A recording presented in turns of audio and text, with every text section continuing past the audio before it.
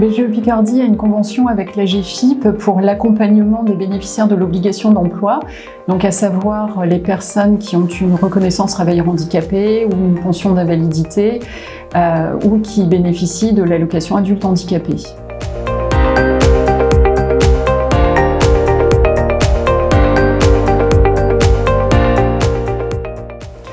BGE Picardie propose un accompagnement à la fois individuel et collectif. Pour ce faire, on a une équipe dédiée qui a été formée pour l'accompagnement des personnes handicapées. Et donc cet accompagnement se fait à la fois sous forme de rendez-vous individuels et d'ateliers collectifs qui ont été spécialement mis en place pour l'accompagnement des personnes reconnues travailleurs handicapés. Donc pendant ces ateliers, on va parler de la compensation du handicap, de l'accès au financement et de l'assurance de leur activité professionnelle.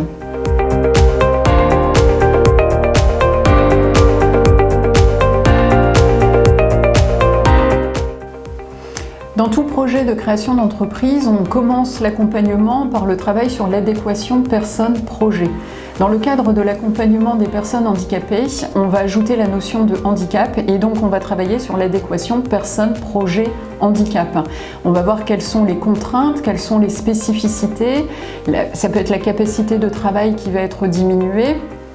Et en fonction de ça, on va voir quelles sont les mesures compensatoires qu'on pourra mettre en place. Et puis, cette notion de handicap personne-projet va avoir un impact tout au long de l'accompagnement parce que ça peut jouer sur le montant du chiffre d'affaires, ça peut jouer sur le choix du statut juridique, les mesures de prévoyance à mettre en place, etc.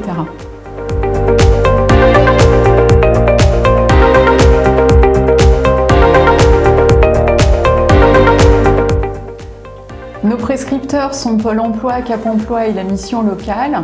En moyenne, par an, on reçoit environ 500 personnes qui rentrent dans l'obligation d'emploi, des bénéficiaires de l'obligation d'emploi. Environ la moitié d'entre eux rentrent dans un accompagnement pris en charge par la GFIP et on a environ un tiers de ces personnes qui vont solliciter la subvention de la GFIP et qui vont créer ou reprendre leur entreprise.